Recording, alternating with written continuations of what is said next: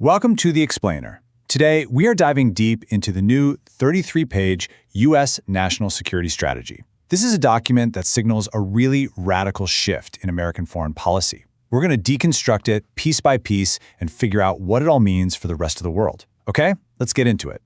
Right off the bat, this document hits you with some truly explosive language. Just take this quote. It warns of the prospect of a civilizational erasure. Whoa. But here's the real kicker. This warning isn't aimed at a rival like Russia or China. No, it's directed at some of America's closest, oldest allies. So what's driving this huge change? Well, this new strategy is built on a very simple but incredibly disruptive idea, one you've probably heard a lot about: America first. And this right here, this is the heart of it. The document makes it crystal clear. National interest will be the only guide for all security decisions. Now, to get why this is so radical, you've got to remember that for decades, U.S. policy was all about international cooperation, shared values. This document, it basically pushes all of that to the back seat. Okay, so let's talk about where this strategy focuses first. And this is where things get really surprising. It doesn't start with the global hotspots you'd expect. Nope, it starts much closer to home.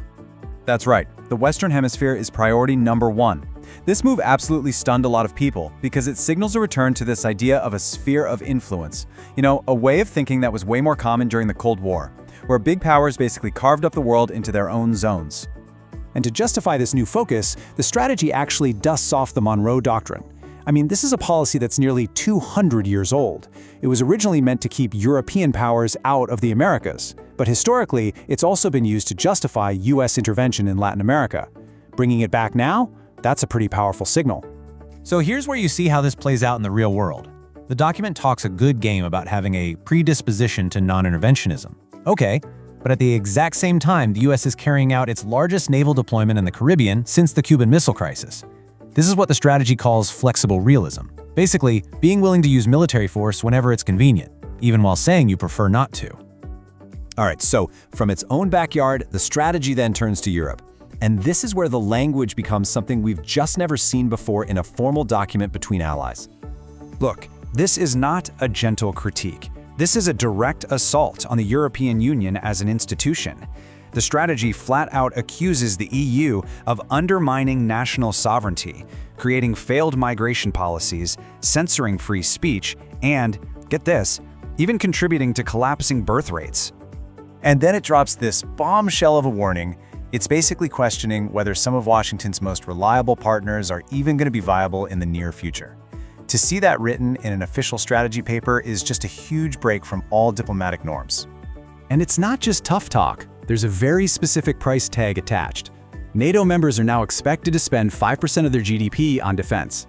The document also dangles the threat of pretty severe trade consequences for any country that doesn't hit this new, much higher target. So after all this intense focus on its own neighborhood and its European allies, the strategy finally gets around to the rest of the world. And honestly, the way it's organized tells you everything you need to know. As you can see here, the emphasis is just unmistakable. The Americas and Europe absolutely dominate the document. The Indo-Pacific and China, often called America's #1 challenge, they don't even come up until priority number 3. And the entire continent of Africa, it gets just 3 paragraphs. It's a total reordering of global priorities. So what this structure really does is redraw the world map into 2 main spheres. You have a US-led bloc that includes the Americas and, crucially, Europe.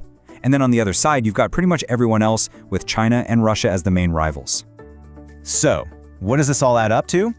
When you put all of these pieces together, the America First philosophy, the focus on its own hemisphere, the harsh warnings to allies, what kind of worldview are we looking at?